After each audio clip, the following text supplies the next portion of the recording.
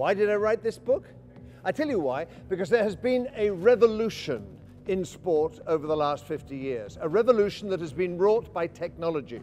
Now, you can find out about little aspects of this revolution, things like the development of footballs and even about drugs, but nowhere has the whole thing been brought together in a single accessible volume.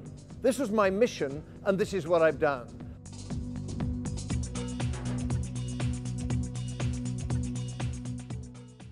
The beneficial impact of technology on sport has been enormous.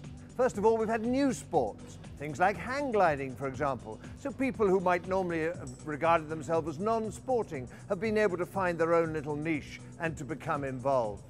Secondly, the performance in sport has been enhanced hugely by technology. We train better, the surfaces are better, we've got better instruments with which to play. And thirdly, technology has brought sport to the world. In the old days, 100,000 people maybe crammed into Wembley to see a football match. That is the maximum number that could see a live sporting event. Now, the World Cup final broadcast to billions around the world. Technology makes sport global.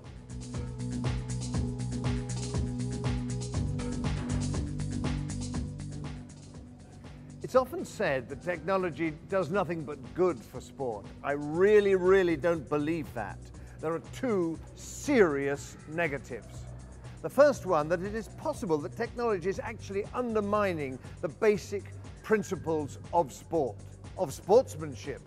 Because in fact, it's all become about results. Sport has become part of the entertainment industry. It's not about physical prowess and doing the right thing and sticking to the rules. In fact, technology encourages you to cheat as much as possible because it's on television and there are vast wealth and prizes for the winners.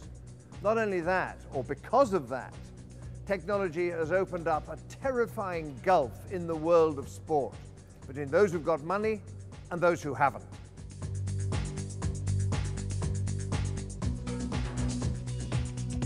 Some sports have embraced technology and others, ridiculously ostrich-like, refuse to do so. Cricket, for example, a sport we associate with blazers and ties and ultra-conservatism, has in fact accepted technology to help the umpires and made the game a great deal more accurate and more fun for the spectator. And then there's football.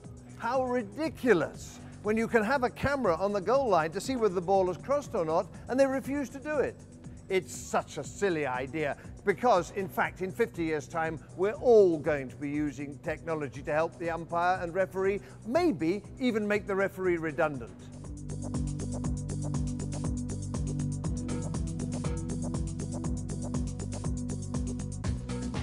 Then, of course, there is the most controversial aspect of technology, drugs. Now, think about it. It has been estimated that the human frame is getting very near to its peak performance. We're about 95%.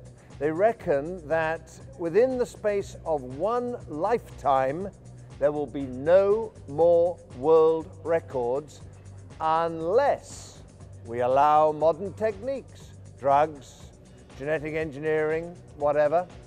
Although we're rather skeptical about this sort of thing, in fact, some people feel very strongly about it, I think it is perfectly possible that in another 50 to 100 years, we may accept that there will be an Olympic Games where anything goes.